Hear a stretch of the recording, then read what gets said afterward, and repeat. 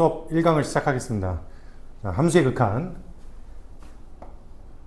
리미트 x가 a로 다가갈 때 fx 이퀄 알파. 자, 요 뜻에 대해서 먼저 한번 알아봅시다. 리미트 x가 a로 다가갈 때 fx가 알파에 수렴한다는 것은 그림으로 나타내 보면 우리가 함수로 표현했을 때 어떤 함수 fx가 이렇게 존재를 하고요. 그 다음에 x가 a일 때 그 다음에 y 값이 알파가 나오는 어떤 함수가 있다고 칩시다. 자, 그랬을 때 리미트 x가 a로 다가가는 것은 총 두 가지가 있는데, 하나는 a의 오른쪽에서부터 a 쪽으로 다가가는 것 첫 번째 하나, 또 다른 거는 a의 왼쪽에서부터 a로 다가가는 것 하나, 이렇게 두 가지 경우로 나눌 수가 있는데요. 자, 그때 x가 a에서 오른쪽에서 점점 a 쪽으로 다가가게 되면 그때 이 함수값, 즉 y값도 역시 알파 쪽으로 다가가게 되고요. 그 다음에 x가 a의 왼쪽에서 a로 점점 다가가게 되면 마찬가지로 함수의 y값 역시 y 콜 알파 쪽으로 다가가더라, 이런 뜻인 거죠. 자, 그래서 지금 함수가 x가 a로 다가갈 때 fx의 극한값을 찾는 것은 총 두 가지가 나오는데, 첫 번째는 뭐냐면 리미트 x가 a의 우극한으로 갈 때 fx, 그 다음에 두 번째는 리미트 x가 a의 좌극한으로 갈 때 fx, 즉 왼쪽에서부터 다가가는 거죠.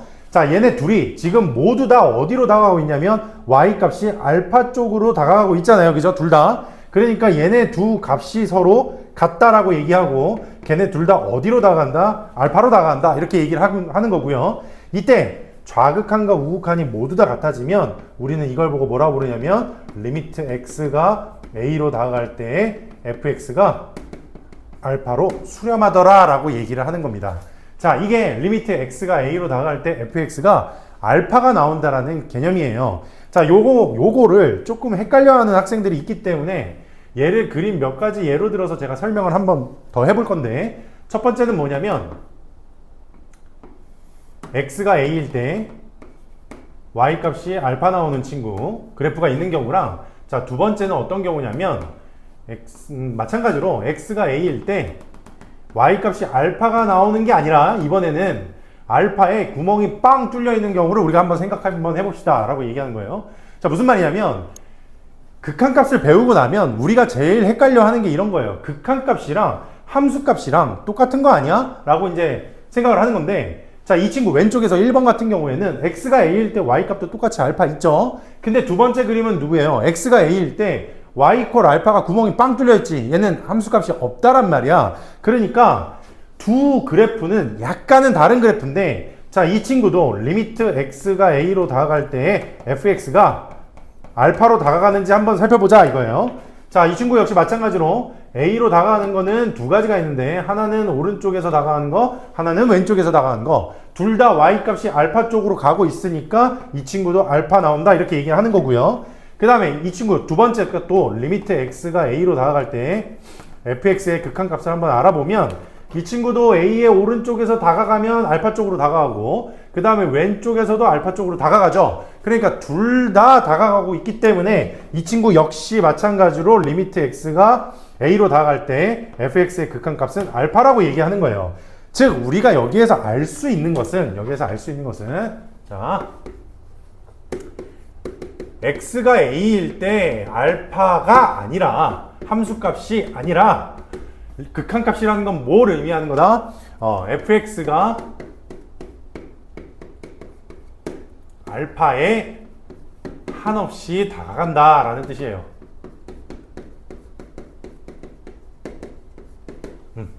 다시, x가 a일 때 함수값이 알파가 나온다는 뜻이 아니라 x가 a에 다가갈 때, 두 군데서 다가갈 때 y 값이 알파에 한없이 다가간다, 이 소리야. 그러니까 얘네 1번하고 2번하고 모두 다 극한값이 알파로 같은 경우다, 이 뜻인 거예요. 함수값하고는 관련이 없어요. 자, 그러면 함수값은 있는데 극한값이 뭐 없는 경우, 그런 경우는 어떨까를 한번 생각을 한번 해보면 이런 경우예요.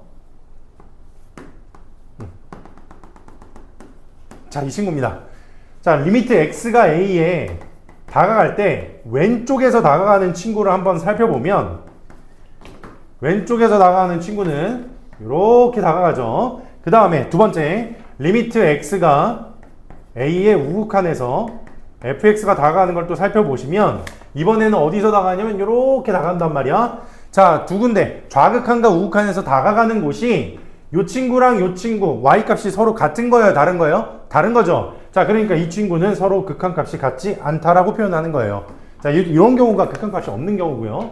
또 없는 경우가 또 어느 경우가 있을까라고 생각해 보면 여러분들 그 고등학교 1학년 때 배웠던 유리함수 같은 경우 x가 a라는 친구가 있는데 요 a를 기준으로 왼쪽에서는 이렇게 올라가고 오른쪽에서는 이렇게 내려가고를 한번 상상을 한번 해보자 이거야. 자, 이 친구 역시 리미트 x가 a의 좌극한으로 갈 때 fx가 어떻게 되나 살펴봤더니 이 친구는 점점 왼쪽에서부터 점점 다가가게 되면 y값이 계속 커지죠. 그러니까 이 친구는 누가 나오냐면 무한대가 나오는 거고요. 그 다음에 두 번째 리미트 x가 a의 우극한으로 갈 때 fx가 또 극한값을 찾아보니까 이번에는 아래로 쭉 내려가죠. 그러니까 이 친구는 누가 나오는 거야? 마이너스 무한대가 나온다. 즉 이 3번하고 4번은 뭐 하는 경우고 얘네들은 극한값이 없는 경우예요. 그러니까 얘네들은 발산한다라고 얘기를 하는 거고요. 그 다음에 1번과 2번은 둘 다 극한값이 존재하니까 이 친구들은 수렴한다라고 얘기를 하는 겁니다.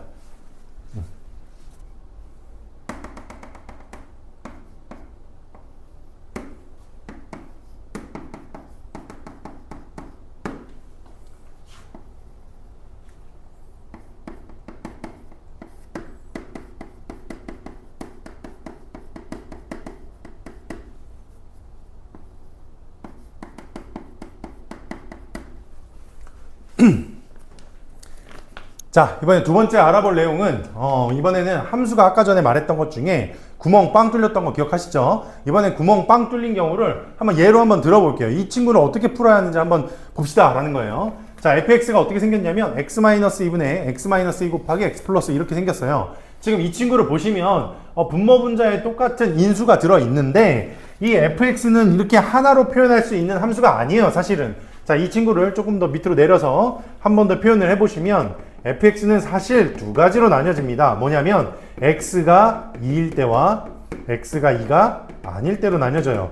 자, x가 2일 때는 분모에다 2를 넣을 수 있어요, 없어요? 분모가 0 돼버리니까 없죠. 그러니까 이 친구는 함수값이 없어요.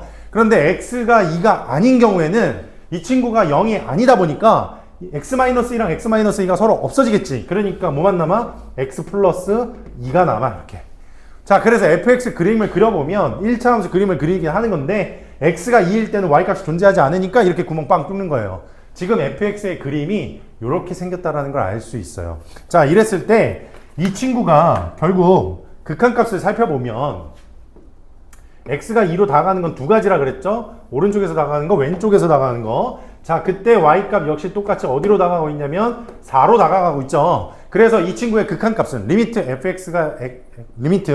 fx가 2로 갈 때, 리미트 x가 2로 갈 때 fx의 극한값은 얼마가 나오냐면 y값이 4가 나오더라 이거죠. 그래서 한번 적어보시면 리미트 x가 2로 다가갈 때 fx의 극한값은 얼마가 나왔다? 4가 나왔다. 이렇게 된 거야. 자, 그런데 내가 여기서 무슨 말 하고 싶은 거냐면 이 친구를 이렇게 그래프로 해석하는 게 아니라 식으로 한번 해석해 보자는 거예요. 리미트 x가 2로 다가갈 때 fx는 식으로 적어보면 리미트 x가 2로 다가갈 때 x-2분의 x-2 곱하기 x 플러스 2 이렇게 되겠죠? 맞나? 자, 근데 선생님이 뭐라 그랬죠?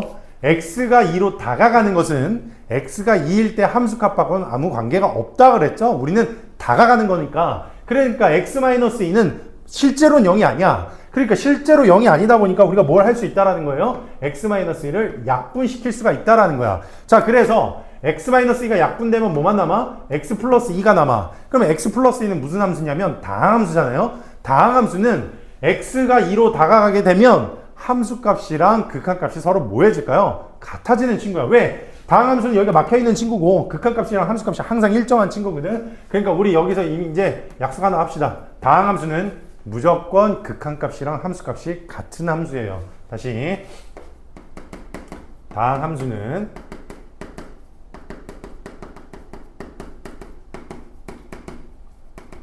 극한값이랑 그 다음에 함수값이 무조건 같은 함수.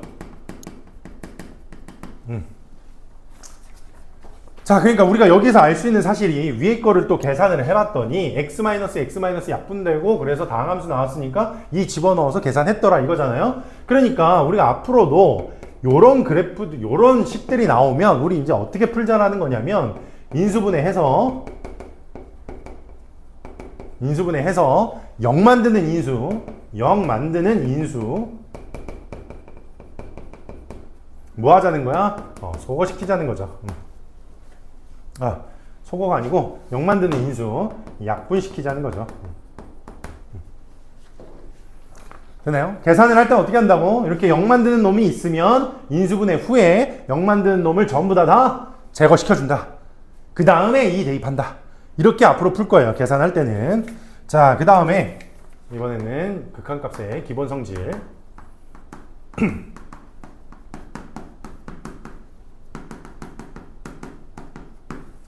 자, 기본 성질인데 요거 옆에다가 이렇게 적을까요?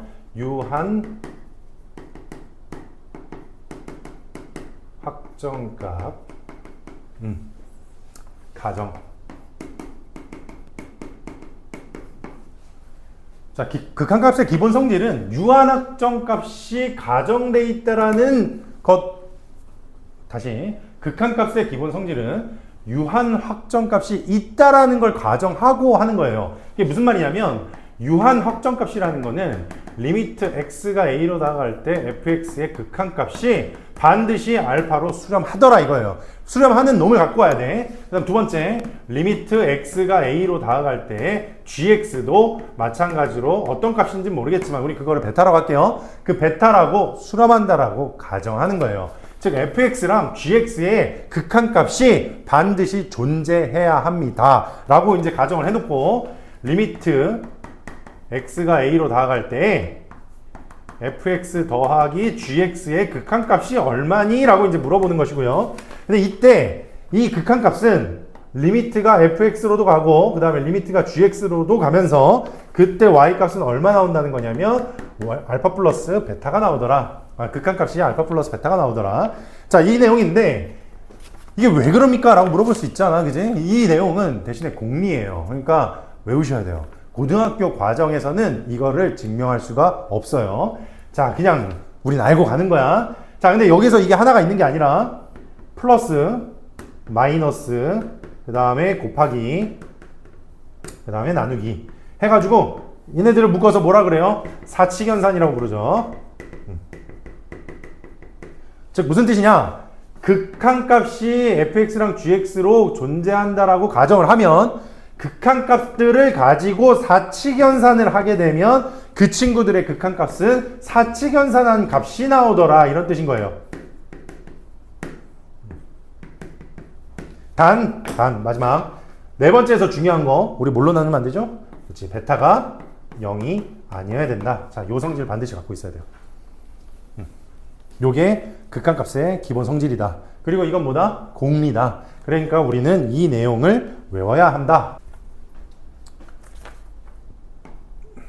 자, 그 다음은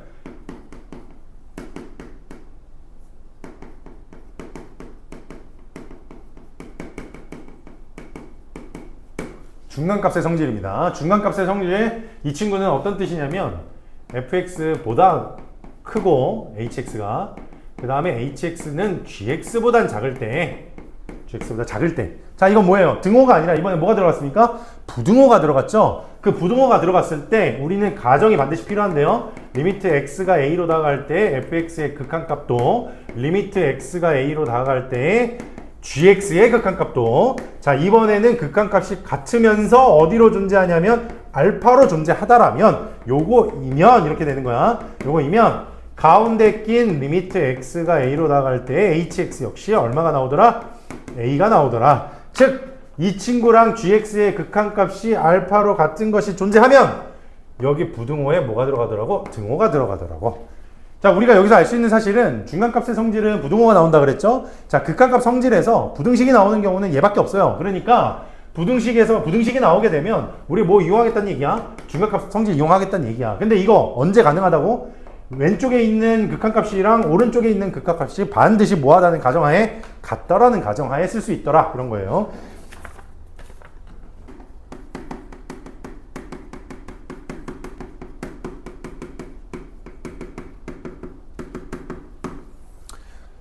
자, 이번에 미정계수 결정법에 대해서 얘기를 해볼 건데, 미정계수 결정법이라는 건 뭐냐면, 우리가 그 앞에서 배웠던 극한값의 기본 성질을 이용해서 예상을 하는 건데, 자, 한번 가볼게. 리미트 x가 a로 다가갈 때 fx분의 gx. 자, 요 친구는 알파고요. 그 다음에 리미트 x가 a로 다가갈 때 fx의 극한값은 0이야. 자, 이렇게 됐을 때 이거 가지고 우리가 어떤 거를 만들어낼 수 있을까라고 생각하는 건데, 자, 극한값의 기본 성질을 알고 있죠, 우리는. 극한값의 기본 성질 요거 하나 가지고 모두 다 생각하는 거예요. 한번 가볼게요. 이 친구도 알파로 수렴하고 이 친구는 0으로 수렴해. 그러니까 얘네 둘을 가지고 만들 수 있는 극한값은 사칙 연산으로 우리가 다 해결할 수 있다고 그랬잖아요. 자, 그때 얘네 둘 가지고 만들 수 있는 것 중에 저는 리미트 x가 a로 다가갈 때 gx를 만들고 싶어요. 자, gx는 이건 어떻게 만드는 거예요? gx를 만드는 방법은 리미트 x가 a로 나갈 때 f분의 g랑 그 다음에 곱하기 리미트 x가 a로 나갈 때 f겠죠. 자, 수렴하는 애들끼리 곱해도 수렴한다고 했으니까 얘네들끼리 곱하게 되면 ff 사라지고 g만 남죠. 그러니까 요놈 친구들은 뭐랑 같은 거냐면 알파 곱하기 0이랑 같은 거니까 0이 되더라, 이런 거야. 즉, 그래서 gx가 뭐인 걸 찾았어요? 0인 걸 찾았어요. 자, 이번엔 두 번째 리미트 x가 a로 다가갈 때 마찬가지로 fx분의 gx. 자, 요게 알파인데 이번에는 알파가 0이 아니다라고 가정을 한번 해볼게요. 그 다음에 두 번째는 리미트 x가 a로 다가갈 때 gx가 0이야. 첫 번째랑 두 번째 차이를 아시겠나요? 첫 번째는 f분의 g는 똑같은데 밑에 분모가 0인 경우였고요. 그 다음에 f분의 g가 또 똑같은데 이번에는 분자가 0인 경우, 그 경우인데요. 자, 요거 가지고 만들 수 있는 식을 한번 생각 한번 해보면 리미트 x가 a로 나갈 때 fx를 만들어낼 수가 있는데, 이 친구는 선생님이 어떻게 만들어낸 겁니까? 라고 이제 한번 생각을 해보면 이 친구는 사칙연산 중에 리미트 x가 a로 나가는 것 중에 g분의 g 나누기 그 다음 f분의 g가 되겠죠? 자, 이렇게 됩니다. 자, 그럼 이 친구는 뭘로 나눈 거냐면 0을 알파로 나눈 거야, 이렇게. 그러니까 이 친구가 얼마가 되겠어요? 0이 되겠죠, 그죠? 제가 0을 알파로 나눌 거였기 때문에 여기에다가 알파가 0이 아니라는 말을 써놨어요. 그래서 한번 계산을 해봤더니 리미트 f가 얼마가 나왔더라? 0이 나왔더라. 아, 또 수렴하는 것끼리 사칙연산을 통해서 우린 극한값의 기본 성질을 통해서 극한값을 하나를 계산을 한 거죠. 자, 그러면 우리가 여기서 알 수 있는 사실은 이거 가지고 만들어냈는데, 내가 지금부터 얘기하고 싶은 거는 사실 뭐냐면 이 밑에 내용이에요.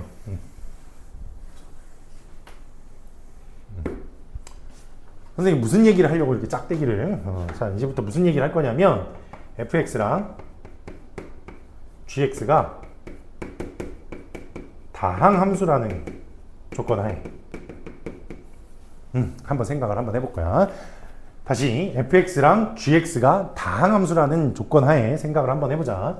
자, 요거 첫 번째 경우를 한번 생각해 보면 리미트 x가 a로 다가갈 때 fx가 0이 나왔다는 소리는 다항함수는 극한값이랑 함수값이 똑같다 그랬잖아요. 그러니까 x에다 a를 집어넣어서 0이 나왔다 이 소린 거니까 이때 fx는 인수로 누굴 갖고 있다는 소리냐면 x-a라는 인수를 반드시 갖고 있다는 소린 거예요. 다시 fx가 x-a라는 인수를 반드시 갖게 된다. 그러니까 지금 위에 거 보시면 리미트 x가 a로 다가갈 때 gx 역시 0 나왔잖아요. 그러니까 우리가 여기서 얻어낼 수 있는 결론은 gx 역시 뭘 인수로 갖는다는 뜻인 거야? x-a라는 인수를 갖는 거다 이 소린 거예요. 즉 다시 말하면 요 식에서 gx랑 fx가 둘 다 다항함수인데 분모가 0을 가지는 인수를 갖잖아요. 그러면 분자도 마찬가지로 반드시 x-a를 갖는다 이 소린 거예요.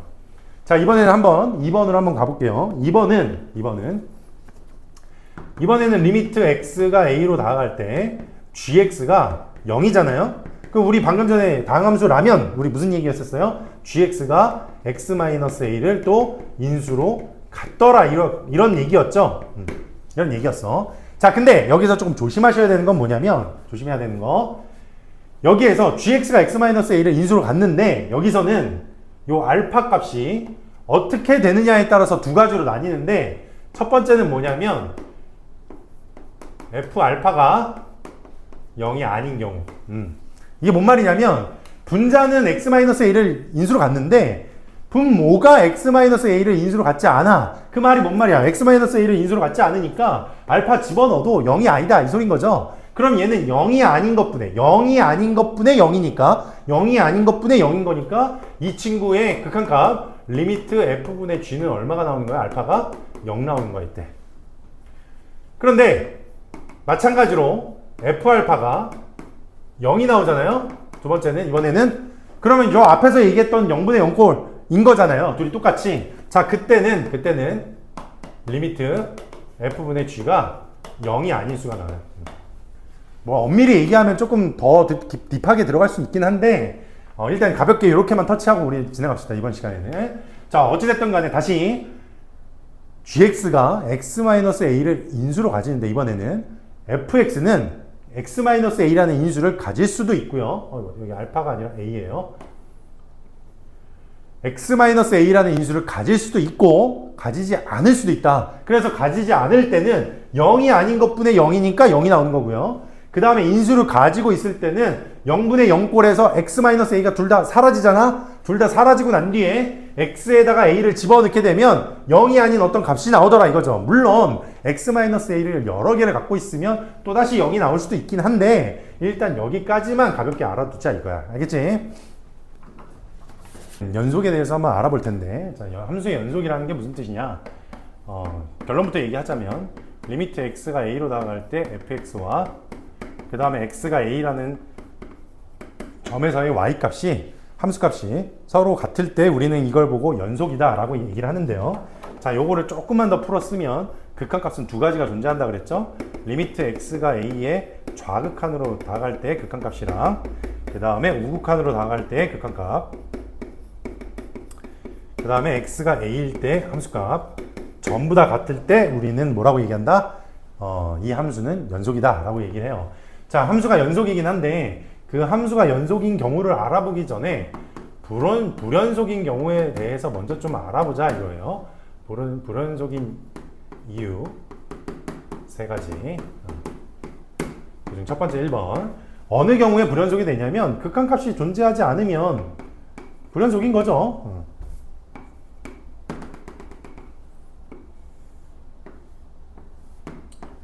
자, 아까 전에 제가 얘기했던 얘랑 비슷한 건데요. 극한값 얘기할 때 A로 다가갈 때 왼쪽에서 다가가는 거, 오른쪽에서 다가가는 거 두 가지가 존재하는데 왼쪽, 오른쪽 지금 두 군데가 다른 곳으로 다가가고 있으니까 이건 극한값이 존재하지 않더라 이거죠. 그래서 첫 번째, 불연속인 경우 이유 첫 번째는 극한값이 존재하지 않는 경우. 그 다음 두 번째, 극한값은 존재하는데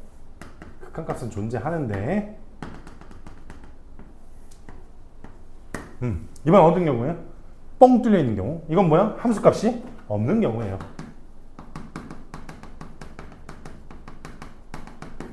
자, 함수값이 없는 경우. 그 다음 세 번째, 함수값도 있고 극한값도 있는데 불연속인 경우가 또 있습니다. 어느 경우냐면 구멍 빵 뚫어놓고 자, 저 위에다가 함수값 하나 찍어 놓는 거야. 자, 이 경우도 마찬가지예요. 극한값은 존재해요. 그죠? 극한값은 이쪽 다가가는 건 똑같으니까 존재하는데 함수값이 저 멀리 떨어져 있다 보니까 이 x가 a일 땐 연속이지 않죠. 그죠? 그래서 얘는 극한값도 존재하고 함수값도 존재하는데 걔네 둘이 서로 다를 때예요. 이렇게. 자, 이번엔 그러면 연속인 경우를 한번 살펴볼까요? 그래서 연속인 경우를 살펴보면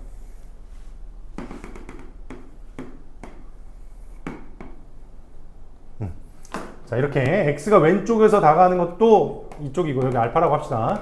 오른쪽으로 다가가는 것도 알파고 그 다음에 x가 a일 때 y값 역시 똑같이 알파가 나오는 경우 우리는 뭐라고 얘기한다? 이 함수가 연속한다 라고 얘기를 하는 거예요. 자, 그 다음에 요 연속은 다 됐는데 연속함수의 성질 요것도 앞에 극한값의 기본 성질하고 거의 똑같으니까 요거는 좀 빠르게 쓰고 넘어가겠습니다. 이게 무슨 말이냐면 f랑 g가 둘 다 연속이라고 가정을 한다라면 두 함수의 사칙연산 또 뭐가 되더라? 연속이 되더라. 단. 뒤에 나누는 g가 뭐가 아닐 때만, 나누기일 때는 0이 아닐 때만. 여기까지가 연속에 대한 기본 개념인 건데, 자, 우리가 여기에서 조금 알아야 될 사실이 뭐냐면, 연속이라는 거는 결국 좌극한, 우극한 함수값이 같은 거니까, 그러니까 결국 뭐예요? 직접 다 좌극한, 우극한 함수값 다 구해보라는 얘기인 거죠. 자, 연속 함수는 이 구하는 게 특징인 단원이에요. 한번 뒤로 넘어가 보겠습니다.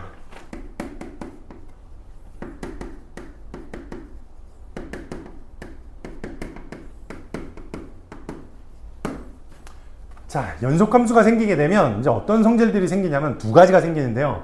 첫 번째는 최대 최소 정리입니다. 구간 A서부터 B까지 함수 fx가 연속이라면 이 함수 fx는 저 구간 내에서 반드시 최대 최소로 갖는다라는 얘기인데요. 뭐 예를 들어서 그림을 그려보면 뭐 이렇게 제일 간단하게 생길 수 있는 건 이런 거겠죠. 양 끝점에서 최대 최소가 생기는 경우, 또는 뭐 이렇게 그려볼까요? 그럼 이쪽에서 최대, 이쪽에서 최소가 생기는 경우, 즉 구간 양 끝점에서 닫혀 있기만 하더라면, 즉 등호를 포함하고 있기만 하더라면 함수 fx가 또 연속이면 무조건 최대랑 최소를 갖더라 이거야. 근데 만약에 연속이 빠져 있잖아. 연속이 빠져 있으면 어떤 결과가 펼쳐지냐면 가장 큰 쪽에다 구멍 빵 뚫어버리면 최대값이 사라져버리는 거고요. 그 다음에 구간 양 끝점이 이렇게 닫힌 구간이 아니라 열린 구간, 즉 등호가 포함되어 있지 않으면 구멍 빵 뚫리다 보면은 최대값 존재하지 않더라 이 뜻인 거예요. 반드시 어느 경우에만 존재하더라? 닫힌 구간, 즉 x의 양 끝점을 포함시켜야 되고요. 그 다음에 fx가 반드시 뭐다? 연속이라는 말이 있어야 됩니다. 연속이 아닌 경우에는 없을 수도 있어요. 자, 그 다음 두 번째, 연속함수가 존재하게 되면 어떤 성질이 또 나타날 수 있냐면 사이값 성질이 있습니다. 사이값 정리. 자, 이 사이값 정리라는 건 뭐냐면, 사이값 정리라는 거는 이것도 마찬가지로 구간 A, B에서, 닫힌 구간 A, B에서 fx가 연속이어야 하고요. 그 다음에 FA, 구간 양 끝점에서의 y값 이 서로 다르다면 반드시 요 사이에 FA랑 FB 사이에 어떤 값이 있겠죠. 그 사이값 어떤 값이 있을 텐데 그거를 K라고 불러봅시다. 어떤 값이 K가 존재할 텐데, 자, 그림으로 보면,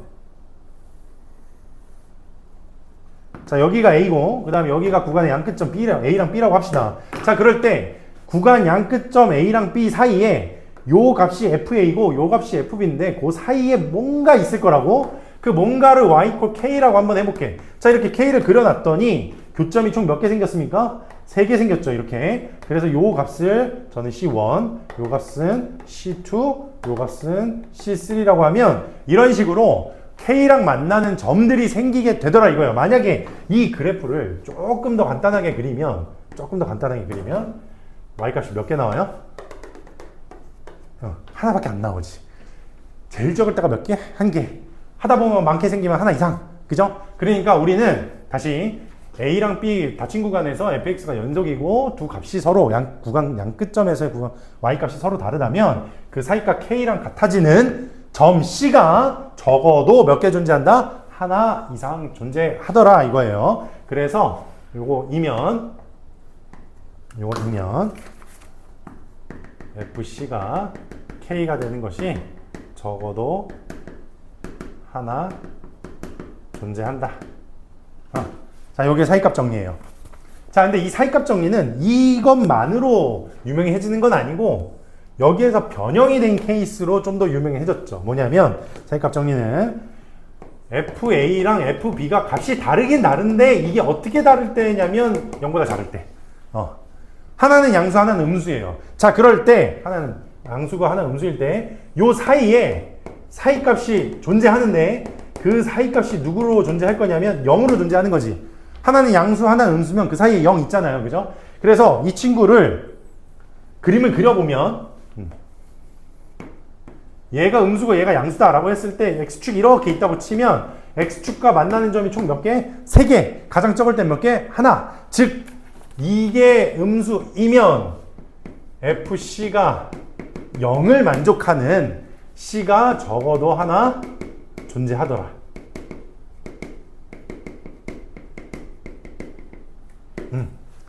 근데 FC 이퀄 0이라는 게 뭔 말이에요? FC 이퀄 0? 이거 방정식에서 근이죠. 다시 방정식에서 근이지. 다시 말하면 방정식의 근의 개수를 우리가 최소한 한 개 이상 존재한다는 거를 사이값 정리를 통해서 알 수 있어요.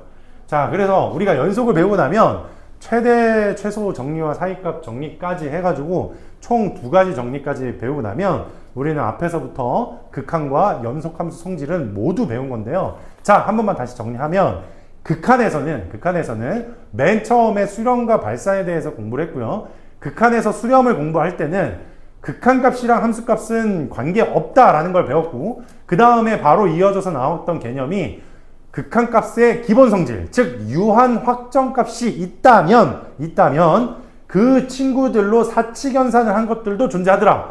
단 나누기 할 때는 분모가 0이 아니다라는 말만 있으면 사칙연산으로 모두 가능하더라 이거죠. 그래서 앞으로 모든 이런 극한값을 극한값의 기본 성질에 의거하여 모두 다 찾을 수 있어야 합니다. 알겠죠? 자, 그리고 난 다음에 극한값의 기본 성질 배우고 났죠. 그 다음에 또 뭐 배웠어요? 중간값의 성질을 배웠어요. 중간값의 성질은 부등식을 포함하고 있다 그랬죠? 그래서 부등식이 나오게 되면 중간값 성질로 풀게 되는데, 여기서 조심해야 되는 건 그 부등호가 2개가 양쪽에 있었잖아. 그 양쪽 끝에 있는 친구들의 극한값이 같을 때만, 존재하면서 같을 때만 가운데 있는 친구도 같아지더라 라는 뜻이었고요. 자, 그 다음에 연속으로 넘어와서는 좌극한, 우극한, 함수값이 모두 같으면 연속이라고 그랬죠. 그리고 불연속인 이유 3가지 제가 적어드렸어요. 그래서 불연속인 이유 3가지도 왜 불연속인지 그 3가지를 정확하게 정리하셔야 되고요. 그 다음에 연속이냐 아니냐를 따지는 문제는 좌극한, 우극한 함수값을 모두 다 직접 따져봐야 된다라는 거. 그 다음에 연속함수 성질이라는 게 있었고, 그 연속함수 성질도 극한값의 기본 성질과 똑같이 사칙연산으로 표현할 수 있다. 그 다음 연속함수가 우리가 존재하더라면, 닫힌 구간에서 fx가 연속이라고 존재하더라면 그 fx는 최대값과 최소값을 가지며, 두 번째는 사이값 정리에 의해서 구간 양 끝점에서의 y값이 다르면 그 사이값을 만족하는 c가 적어도 하나 이상 존재하고, 그 다음에 그것을 좀 더 변형하면 구간 양 끝점에서의 함수값이 음수라면 fc가 0 나오는 c가 적어도 하나 존재하더라. 근데 fc가 0인 건 뭐였어? 방정식의 근이었단 말이야. 그러니까 우리는 앞으로 방정식의 근의 개수를 함수값의 부호가 다른 걸로도 어느 정도 유추할 수가 있다라는 거예요. 자, 오늘 여기까지 첫 번째 1강 함수의 극한의 성질 그리고 연속 요것에 대해서 한번 알아봤습니다. 수고하셨습니다.